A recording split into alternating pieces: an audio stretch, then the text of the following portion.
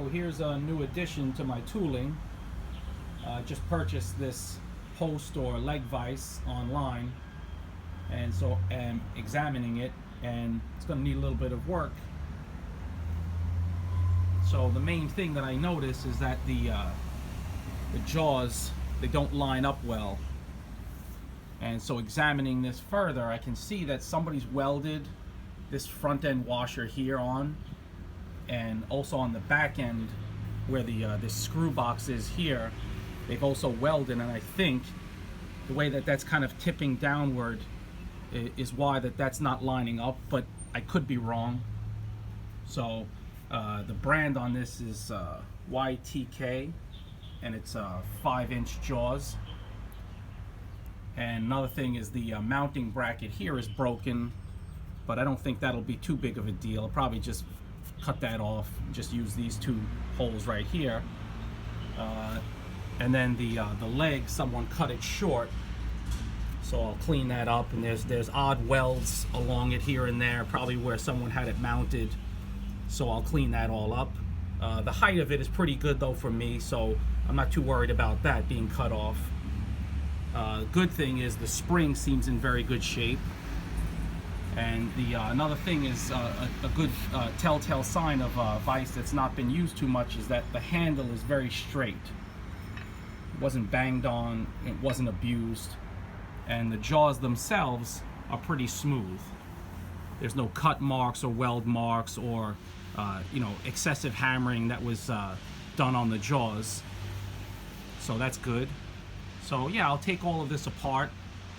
I'm gonna cut these welds off and see what that does. Hopefully there are no further issues other than that, and just remove everything, clean it up, and see if I can't get it working right.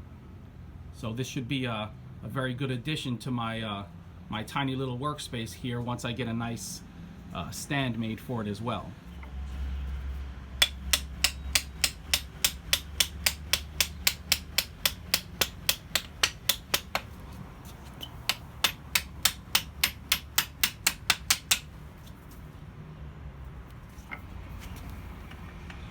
I want to thank Stephen Law and Bruce Butcher for their generous donations to the channel, and also want to thank Stephen for his frequent purchases. All of that helps to keep the camera rolling. Thanks.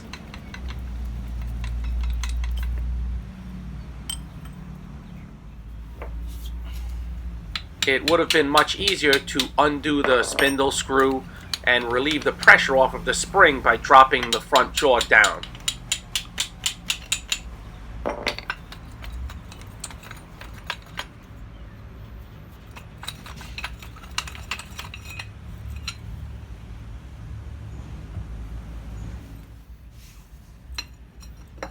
Obtaining this leg vise makes me want to thank another guy, a blacksmith buddy from back home, Denny Nelson. Years ago when I was starting out, he very generously gave me a leg vise. Just came and left it on my doorstep, sort of Secret Santa style. I've never forgotten that.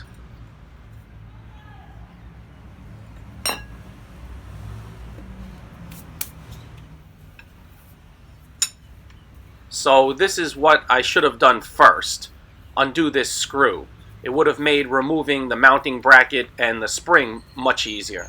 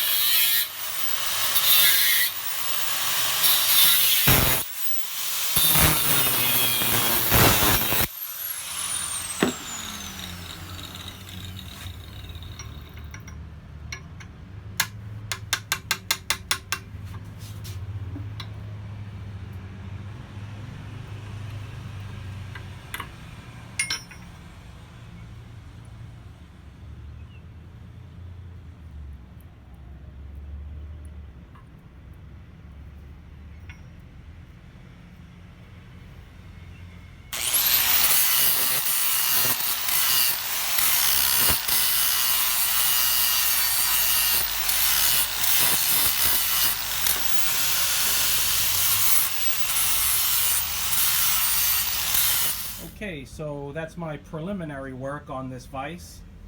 You know, I've never actually taken one of these apart before, so it's kind of a learning experience for me. You know, so far so good. Luckily the welds weren't too deep and came off pretty easily. I kind of maybe dug into this just a little bit too much, but this box screw looks good. And then this washer, this front end, I think this is called a thrust washer, seems like it'll work. So yeah, everything's looking okay. Cleaned up where the welds were a little bit, and like I said, I've got more cleaning to do and then get it together, see if I can get that lined up, make a stand and get it working. This spray is degreaser.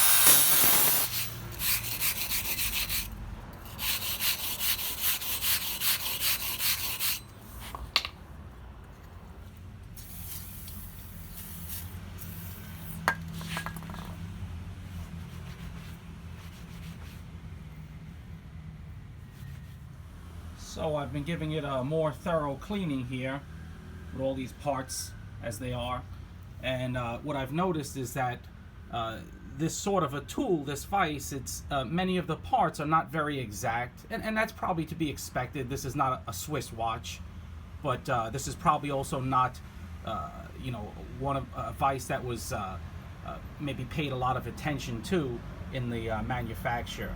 And the reason I say that is because you know, some of the parts are just, they seem a little bit off. But you know, like I said, the main thing is if it works as a vise, that's all that really matters. And there are disparate ways of how this was made. So you can see like the main posts here and jaws, they were definitely forged out, drop forged. You can even see, you know, folding here where this dovetail is. And parts like this bracket was definitely forged. This as well. You know, I can tell by, you can see like kind of, where is it? Sort of stretch marks on the side where it was bent. And then there are parts that were electrically welded, like this little key was welded onto this. You can see from this end here, maybe you can see a couple of tack welds. where else? On this spring here, you can see where those little nubs were welded on electrically. And that's not, you know, something that's bad. It just maybe shows that this is not a very old vise. I don't know too much about this brand. I tried to look up this, was it YTK brand of vise. I don't even know where it was made. The person who sold it to me said Japan, but I have a little bit of doubts about that, but it could be. Other parts on this thing were cast, like the screw box or the box screw. I don't know exactly how I call that, but probably screw box. You know, you can see that this part here was cast, and this part also was cast. And then obviously some machining was done, the screw. So yeah, it's a lot of different parts put together to make a very good blacksmithing tool. Is this the highest end vise out there? No, definitely not. So anyone who has information about this vise, you know, where it was made and about what time it was made, you know, feel free to leave a comment about that. So what I'm going to do now is I'm going to put it together. I need to grease up this here. This had a lot of grease around it and inside of here, but I think I'll just join everything first, see if everything fits together and if I can get it lined up. Okay, so I got it all back together. For anyone who's never taken one of these apart, like myself, putting it back together is a little bit more tricky than it seems. So my word of advice is put the screw in last.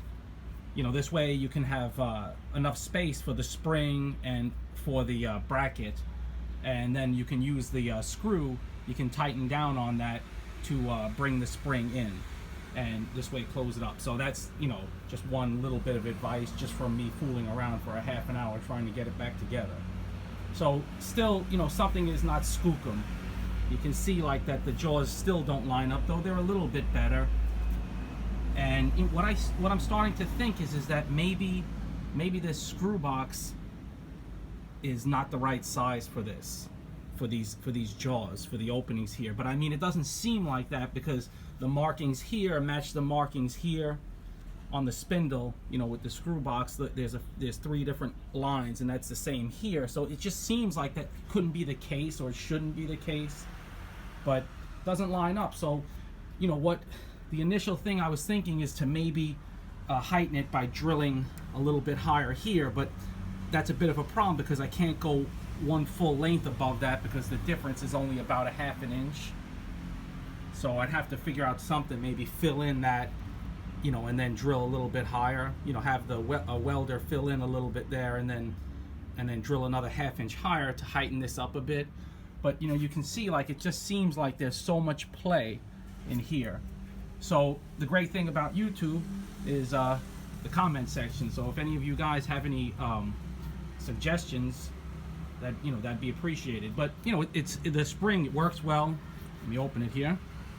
But then, oops, once it's open, there's a lot of play side to side. But I remember the 2 other leg vices I have in the States, you know, were very similar, that they would have a lot of play like that as well. So I don't think that's an issue. You know, you can see how it's off side to side now. You know, once I get it mounted vertical, I don't think that would be so much of an issue. But like I said, the biggest thing is, get my camera out of the way, I don't want to, you know, wreck it, is the you know, how they line up there. You can still see how it's just off just a little bit. So yeah, it's all cleaned up and ready for me to make a stand, but I've got to scratch my head a little bit more about how I'm going to get that aligned, because I know that didn't come that way. How it got that way, well, who knows. But like I said, so many of these parts, they just seem there's so much slack. You know, there's so much play. Like in something like even this this thrust washer here, you know, it can go this way or that way. You know, so, but like I said, this is not a very fine tool. It's just a tool that's meant to be used and somewhat abused. So after thinking more, I took it to my local welder and had him plug weld the holes on this part. I ground the welds down some and then took it to my local machinist and had him drill the holes a ¼ inch higher. And I cleaned it up one final time. I think I can account for at least some of the offset, or the reason why the front jaw is a little bit lower than the back jaw, and that is if you look at the bolt and look at how the threads are worn down, and then also the inside of this hole, the top end is also worn some. So the constant back and forth and rotating on this bolt on threads has worn that, and then caused the front jaw to go downward just a little bit. At least that can account for a little bit of that. So I probably should replace this bolt then as well. Use more of a, I guess it's a carriage style bolt than this fully threaded one. So I've screwed that on, and now for the moment of truth. Let's see how it lines up. Be careful here, I've got one hand with the camera and one hand with this. Oh wow, yeah, almost perfect. Just a little bit higher now on the front end, but wow. Yeah, I would say that's just about perfect. So let me get the rest of this together and then show you the completed restored vise. So like I've been saying, you want to get the mounting bracket and spring in place before raising up the front jaw.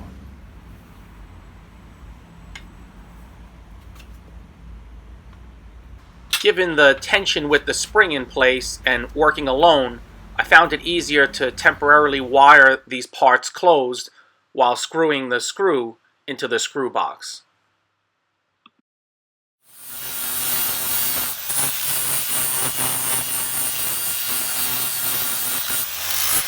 So there it is. Before I do anything further, I'll mount it and then use it some and see if it needs any more adjusting. But for my purposes, should be just right. Thanks for watching this one, and I'll catch you guys next time.